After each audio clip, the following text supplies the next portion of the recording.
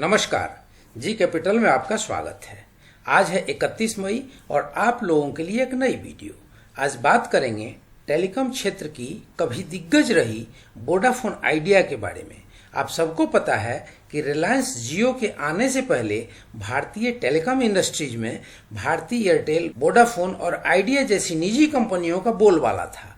तब कई consumer forums इन कंपनियों पर मनमाने ढंग से कॉल की दरें वसूलने का आरोप भी लगाते रहते थे। इसी बीच में लगभग 5 साल पहले रिलायंस जियो जैसी टेलीकॉम कंपनी आई, जिसने कस्टमर बेस तैयार करने और इन दिग्गज टेलीकॉम कंपनियों के ग्राहकों का बेस अपनी तरफ खिसकाने के लिए अपनी सभी सेवाओं को न केवल मुफ्त देना शुरू किया, बल्कि on the spot digital KYC करके सिम कार्ड को तुरंत चालू करने जैसी सुविधाएं भी देनी शुरू की।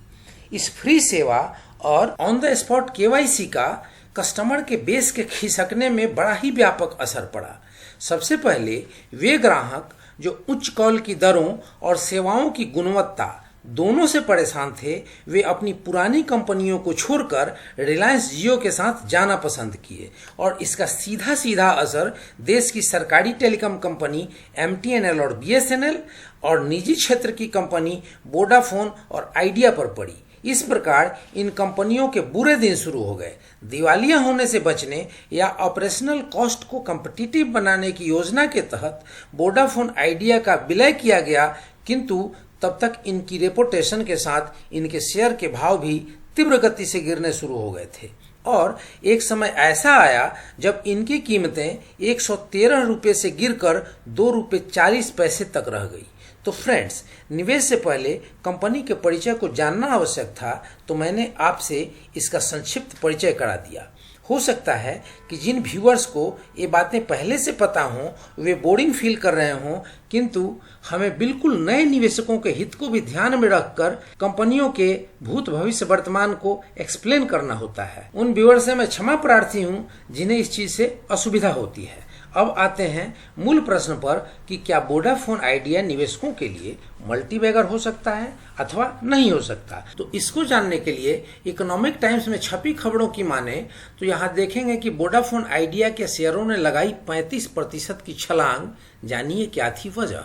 शुक्रवार को टेलीकॉम कंपनी वोडाफोन आइडिया के शेयरों में लगभग 32% तक का उछाल देखने को मिला।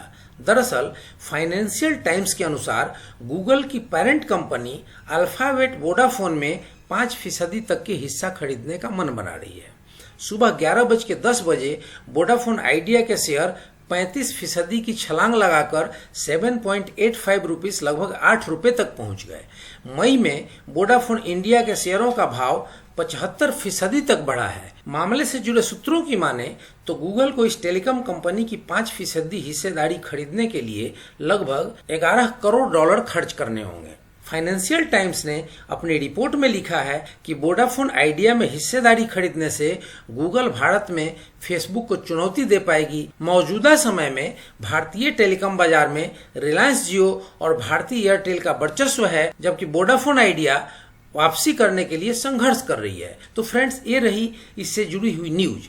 लेकिन अब इससे जुड़े हुए न्यूज का इम्पैक्ट क्या होने वाला है वो मैं आपसे बताऊं कि जैसे ही किसी कंपनी के साथ गूगल कंपनी जुड़ेगी तो निश्चित रूप से उस कंपनी के जो रेपो है और उस कंपनी का जो मार्केटिंग स्ट्रेटेजी है, उन सारी चीज़ों में जो दुनिया की सबसे बड़ी टेक्नोलॉजी कंपनी है गूगल, उसका उस पर छाप पड़ेगा और उसका उस पर असर पड़ेगा।